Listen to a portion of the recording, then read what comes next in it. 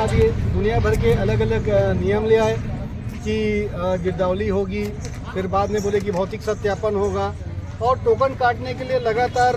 इससे पहले कभी किसानों को ये सब समस्या नहीं हुई थी और ये पहली बार है कि धान खरीदी के दौरान धान खरीदी से होने वाली परेशानियों के नाम से किसानों को आत्महत्या करने का प्रयास तक करना पड़ा। जैसे कि जांजगीर चांपा जिले में हुआ, कोरबा जिले में हुआ। इन सब चीज़ों को लेकर के जो किसान को इस तरीके से जो किसान प्रताड़ित हुआ, इन सब चीज़ों को लेकर के जो एक जो रोष जो मन में बना, उन सब बातों को लेकर के हम किसान के बीच में जा रहे हैं ताकि आने वाले समय में जब धान की खरीदी हो तो ये सब समस्याओं का जो सामना अभी किसानों को करना पड़ा है, आने वाले समय में किसानों को इन सब चीज़ों का सामना ना करना पड़े। इन सब चीज़ों के लिए हम किसानों के बीच में जा रहे हैं और अपनी बातों को किसानों के बीच में रख रहे हैं। सर एक बात बोलना चाहूँगा, अगर छत्तीसगढ़ में आपकी सरकार बन गई तो किसान से कितना धान खरीदने का उम्मीद रखेंगे आप? कितना घोषणा करेंगे? धान खरीदी जो है, किसान का उत्पादन जो होता है जी, हम तो चाहेंगे कि किसान का पूरा जितना भी उत्पादन होता है धान, पूरा का पूरा उत्पादन खरीदेंगे अपन, चाहे जितना भी उत्पादन हो। और बात होती है कि नियत की जी। देखिए अभी 21 कुंटल की बात हुई थी कि 21 कुंटल धान हम खरीदेंगे, लेकिन ये बात तो नहीं हुई थी कि रकबा समर्पण होगा। हाँ। ये तो वो जब घोषणा पत्र छपा था तो उसमें कहीं लिखा था कि किसानों से रकबा समर्पण कराया जाएगा, कहीं लिखा था कि गिरदावरी के माध्यम से उनका रकबा काटा जाएगा।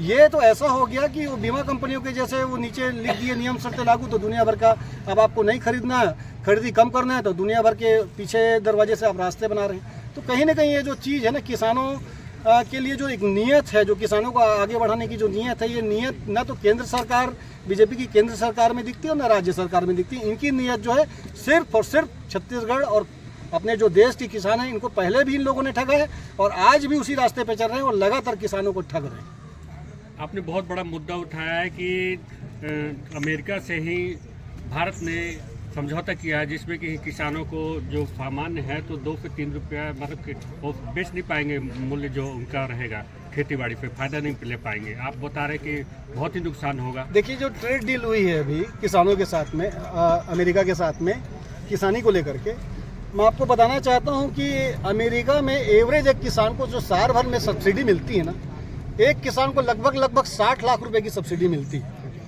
अब आप बताइए हमारे यहाँ का किसान जो साल भर में अनाज बेचता है ना, वो 60 लाख का तो अनाज नहीं बेचता जितने की उनको सब्सिडी मिलती है। तो आप बताइए जब अमेरिका के किसानों को 60 लाख रुपए साल में सब्सिडी मिल रही है तो उनसे हमारा किसान कैसे उनके सामने में खड़ा होगा, कैसे उनसे प्रतिस्पर्धा में उनके साथ आ पाएगा?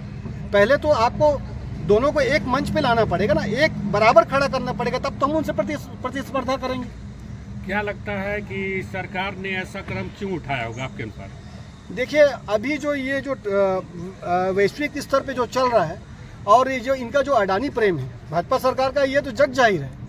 क्योंकि जो अमेरिका में लगातार अडानी के खिलाफ पता चल रहा है कि बहुत सारे केस हुए हैं, उसमें सम्मन जारी हो रहा है, तो कहीं ना कहीं अडानी को बचाने के लिए ये सब जो समझौते हैं कहीं ना कहीं उसी से प्रेरित है ये सब। सर कितना मेहनत अभी जो आपने चुनाव लड़ा जी, आपकी पार्टी ने कांग्रेस को लेकर जिसमें कि लड़ा तो मुंह की खाई, तो आने वाले समय में क्या करना चाहेंगे? क्या सेल्फ में लड़ना चाहेंगे?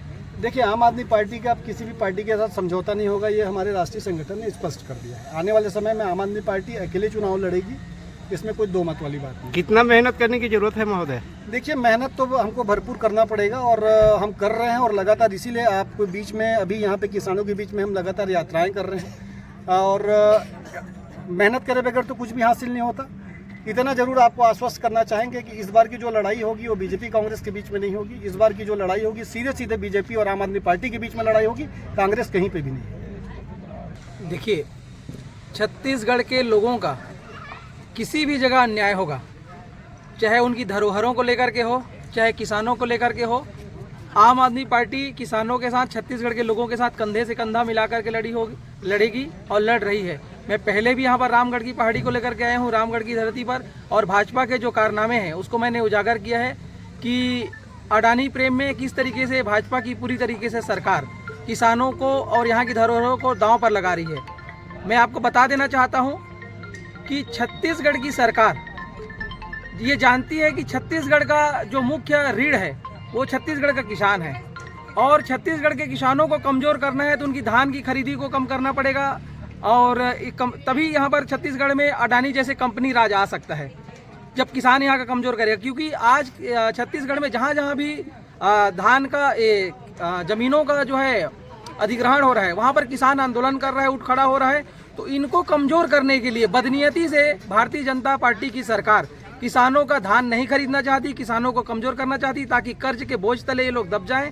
और यहाँ के जो है, जब यहाँ पर किसानों के घर में पैसा नहीं आएगा तो यहाँ का व्यापारी कमज़ोर होगा, जब यहाँ पर व्यापारी कमज़ोर होगा तो आर्थिक व्यवस्था डगमगाएगी। और इस तरीके से जो यहाँ पर जो लोग कंपनी राज स्थापित करना चाहते हैं उसमें सफल होंगे। लेकिन मैं बता देना चाहता हूँ कि आम आदमी पार्टी ये होने नहीं देगी।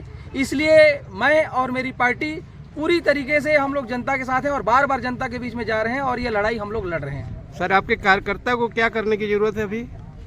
हमारा कार्यकर्ता, देखिए, हमारा कार्यकर्ता, आम आदमी पार्टी का कार्यकर्ता हमेशा आम लोग रहे हैं, कि आम किसान रहे हैं। तो जो हमारी जो लड़ाई हमेशा हुई है, आम जनता ही हमारी लड़ती है, क्योंकि हमारे मुद्दे भी आम आदमी के वो हैं, हमारे मुद्दे भी जो है आम आदमी के मुद्दे ही हैं।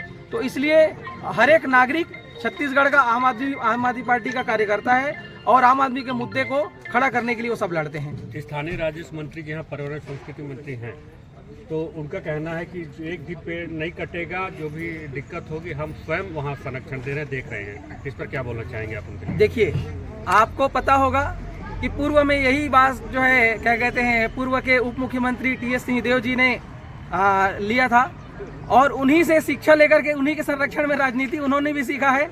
तो वही भाषा जो पहले टी.एस. सिंहदेव जी बोला करते थे कि जब तक मैं हूँ कोई एक पेड़ नहीं कटेगा, पहली गोली मैं खाऊंगा, वही बात भाजपा और कांग्रेस दोनों बोल रहे हैं। आज ये मंत्री भी बोल रहे हैं, क्योंकि दोनों एक ही गुरु के चेले हैं।